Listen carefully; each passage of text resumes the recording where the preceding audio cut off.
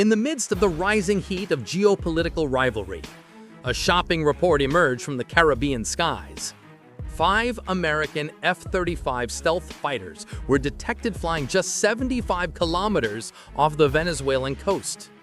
Caracas denounced the move as a blatant military provocation, a direct threat that could ignite a dangerous conflict in one of the most fragile regions of the Western Hemisphere. The question immediately resonated worldwide. Is Washington simply applying pressure through intimidation? Or is this the prelude to open confrontation? On October 3, 2025, Venezuela's Ministry of Defense issued a strongly worded statement. According to the government, American jets had carried out reckless maneuvers dangerously close to national airspace. Quoting Al Jazeera, Caracas emphasized that its air defense radars, civil aviation control towers, and even commercial pilots all reported detecting the F-35s in the vicinity. Defense Minister Vladimir Padrino went further, labeling the American operation an act of military harassment and a vulgar provocation against Venezuela's sovereignty. Although the fighters did not technically breach Venezuela's territorial airspace, illegally recognized as 12 nautical miles, or about 22 kilometers from the coastline, the government insisted the operation violated international norms. For Caracas, the mere presence of stealth aircraft within striking range represented an unacceptable escalation. Officials warned that such maneuvers risk accidents, collisions with civilian traffic, or worse, a deadly miscalculation that could trigger armed clashes. This incident did not occur in a vacuum. For weeks, the United States has been increasing military pressure on Venezuela under the banner of a counter-narcotics campaign. Quoting Reuters, Washington recently deployed 10 F-35s to Puerto Rico, turning the island into a hub for air operations across the Caribbean. The move was more than symbolic.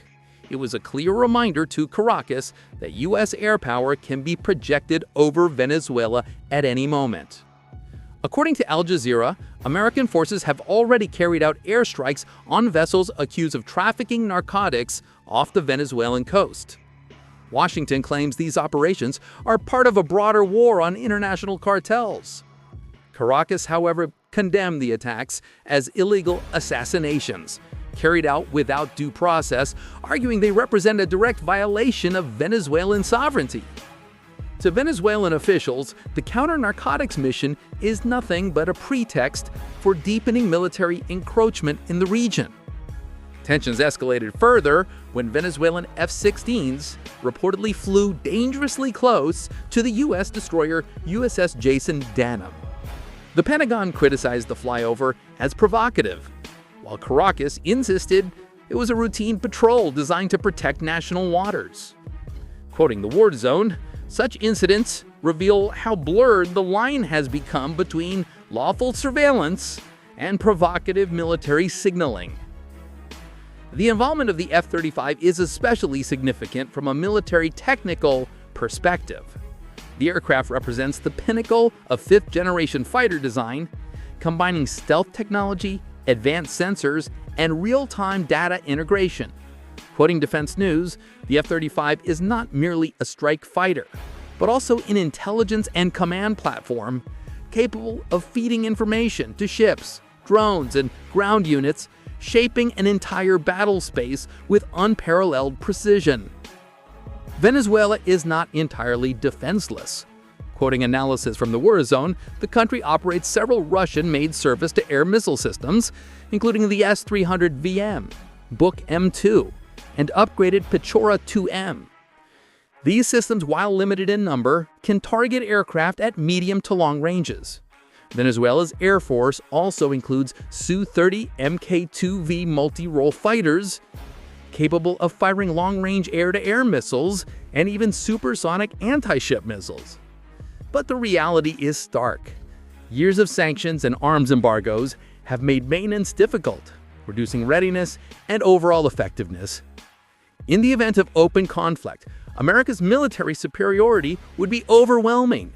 The U.S. could combine F-35s with electronic warfare aircraft, high-end drones, standoff missiles, and naval assets to suppress Venezuelan defenses.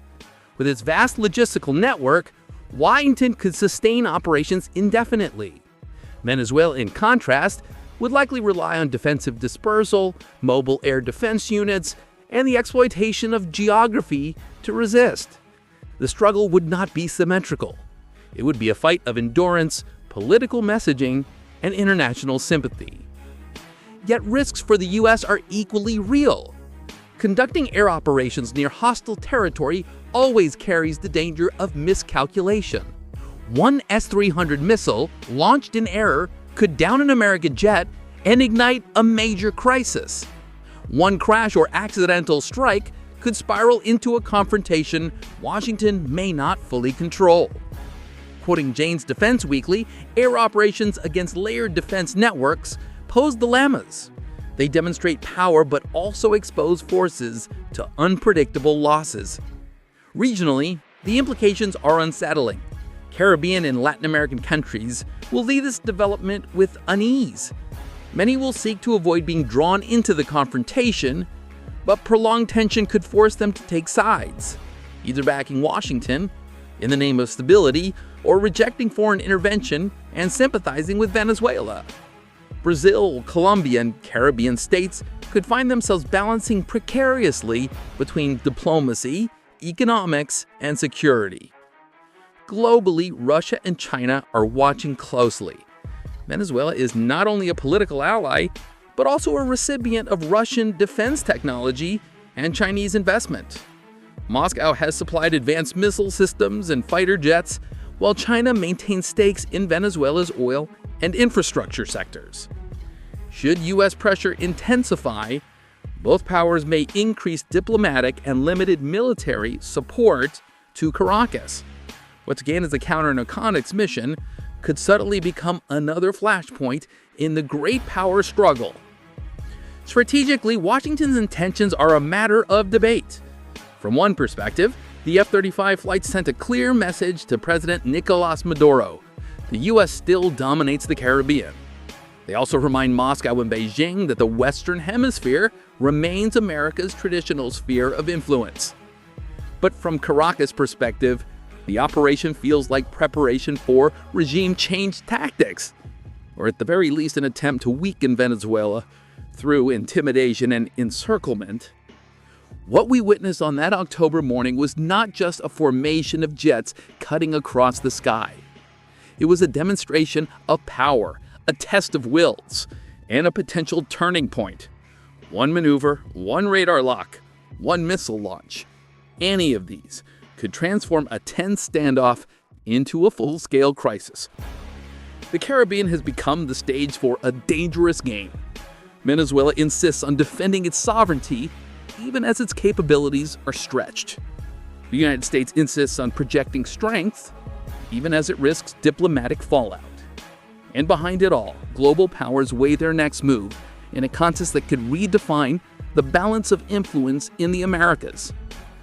As F-35s hover over the horizon, the world must ask, is this merely pressure politics at work, or the opening salvo of a new military confrontation? The answers remain uncertain, but the stakes are rising by the day. So what do you think? Has Washington gone too far with these maneuvers? Does Venezuela still have the strength to resist? Share your thoughts in the comments below. And if you want to follow the unfolding drama of global geopolitics, don't forget to hit subscribe and turn on notifications, because the battle for influence has only just begun.